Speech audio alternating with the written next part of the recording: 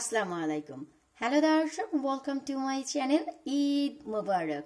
আজকের আয়োজনে থাকছে দারুণ স্বাদের এক রেসিপি, পাকিস্তানি পেশোয়ারি নামকিন গোশ। আশা করি রেসিপিটি সবার ভালো লাগবে। অল্প মশলায় বানানো হলেও এর test out of this world. চাইলে ঈদের দিন মেইন খাবার হিসেবে এই খাবারটি ডাইনিং টেবিলে রাখতে পারেন। সাদা পোলাও ও নান ব্রেডের সাথে এর কোনো জুড়ি নেই। ভিডিওটি ভালো লাগলে সবার সাথে শেয়ার করবেন এবং আমাকে সাপোর্ট করার জন্য প্লিজ আমার চ্যানেলটি সাবস্ক্রাইব করবেন। শুরুতেই একটি প্যানে আমি 1/4 কাপ কুকিং অয়েল দিয়ে গরম করে নিয়েছি। এবার এতে আমি দিয়ে দিচ্ছি 1.5 টেবিল স্পুন গার্লিক ও জিঞ্জার পেস্ট। আদা রসুনের পেস্টটি দিয়ে পুরোপুরি ঘড়ির কাঁটা ধরে 1 মিনিটের মতো ভুনে নিতে হবে। এতে করে আদা রসুনের কাঁচা ভাবটি সম্পূর্ণই চলে যাবে। অবাক হচ্ছেন যে গরম মশলা গেল কোথায়? এই রান্নায় ভাই গরম মশলার কোনোই কাজ নেই। 1 মিনিটের মতো যখনই আদা রসুন ভুনে নেওয়া হয়ে যাবে, তখন এতে আমি মেশাবো মাংস। এখানে আমি পুরোপুরি 1 কেজি মাটন ভালো করে কেটে ধুয়ে পরিষ্কার করে নিয়েছি।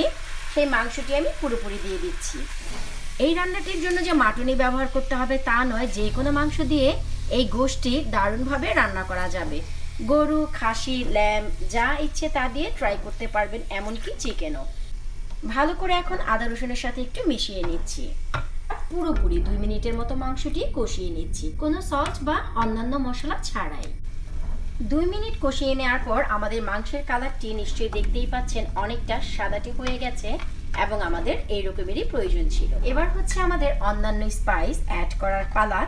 তো শুরুতেই আমি দিয়ে দিচ্ছি এখানে পুরোপুরি 1/2 কাপ ক্যান টমেটোস।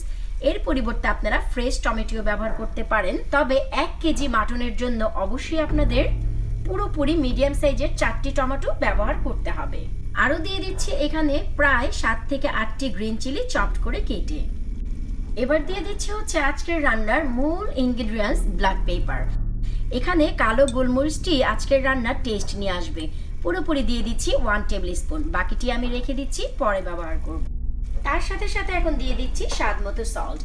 শুরুতে আমি 1 টিস্পুন দিচ্ছি, পরে কম বেশ অ্যাডজাস্ট করব। এবার আমি কি করব, সব মশলা ভালো করে এখন মাংসের সাথে নেড়ে মিশিয়ে নিচ্ছি। ব্যাস, আজকে রান্নায় আমাদের অন্য আর কোনো স্পাইসের কোনোই প্রয়োজন নেই। মশলাটি ভালো করে মাংসের সাথে ঠিক যখনই এভাবে মেশানো হয়ে যাবে, আমরা কি করব, মাংসটিকে কষিয়ে নিব পুরোপুরি 6 থেকে 7 মিনিটের জন্য। তবে এই পর্যায়ে অবশ্যই আমি একটি কভার দিয়ে ঢেকে নেব। প্রায় 6 মিনিট কষিয়ে নেওয়ার পর আমাদের মাংসটি দেখে নিশ্চয়ই বুঝতেই পারছেন কত ইয়ামি লাগছে। মাংস থেকে যত পানি উঠেছিল সব টেনে গেছে, এবার রয়ে গেছে শুধু তেল। এখন আমরা কি করব, এতে মেশাবো হচ্ছে পানি। তবে পানি আমরা ততটুকুই মেশাবো যতটুকু পানিতে মাংসটি পুরোপুরি সেদ্ধ হবে। এখানে আমি পুরোপুরি 2.5 কাপস পানি দিয়ে দিচ্ছি, হালকা কুসুম গরম। এবার একটি কভার দিয়ে ঢেকে রাখবো পুরোপুরি 25 থেকে 30 মিনিটের জন্য। এই পর্যায়ে ফ্লেমটি থাকবে মিডিয়াম থেকে একটু নিচে। আমাদের মাংসের পানিগুলো সম্পূর্ণ টেনে এসেছে এবং মাংস 100% কুক হয়ে গেছে। এবার ডিসাইড করতে হবে যে কতটুকু ঝোল আপনারা চাচ্ছেন। আর পেশোয়ারি নামকিন গোশে ঝোল তেমন থাকে না, গা মাখা মাখা থাকে, তো আমাদের সেই দিকে একটু লক্ষ্য রাখতে হবে। এবার আমরা কি করব, আমরা যে শুরুতেই গোলমরিচ রেখে দিয়েছিলাম, এখান থেকে 1/2 টিস্পুন পরিমাণ আবারও দিয়ে দিচ্ছি। শেষের দিকে এই গোলমরিচের এফেক্ট মাংসের টেস্ট অনেক বেশি বাড়িয়ে দেয়। আরও দিয়ে দিচ্ছি 2 থেকে 3টি গ্রিন চিলি চপড করে কেটে। এবার দেব বেশ কিছুটা করিয়ান্ডার চপড করে কেটে। ধনিয়া পাতা একটু কুচি করে কেটে দিয়ে দিতে হবে। ফাইনালি যে জিনিসটি দিতে হবে সেটি হচ্ছে বাটার। বাটার এই গোশের জন্য মোস্ট ইম্পর্টেন্ট। এখানে আমি 1 টেবিল স্পুন পরিমাণ বাটার দিয়ে দিচ্ছি। এবার সব খুবই ভালো করে মাংসের সাথে নেড়ে মিশিয়ে নিতে হবে। ওয়াও, গোলমরিচের একটি ফ্লেভার অলরেডি আমার নাকে চলে এসেছে। তার মানে অল্প মশলায় রান্না করলেও মাংস যে এত বেশি টেস্ট হয়, ট্রাই না করলে বোঝা বড়ই মুশকিল। এভাবে করে রান্না করব আরও পুরোপুরি 2 মিনিট। 2 মিনিট হয়ে আসলে এখানে আমি দিয়ে দিচ্ছি বেশ কিছুটা আলমন্ড স্লাইস। এটি দেওয়া খুবই জরুরি, এতে করে মাংসের টেস্ট অনেক বেশি আসবে। যাই হোক, এভাবে করে আমরা বাদামটি দিয়ে খুব বেশি নাড়াচাড়া করব না, 1 মিনিটের মতন রেখে নামিয়ে নিচ্ছি।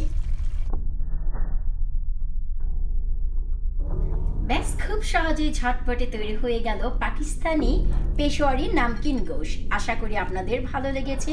অল্প মশলায় এত দারুণ স্বাদের কারি রান্না করা যায়, তা একবার ট্রাই না করলে অনেক মিস করবেন।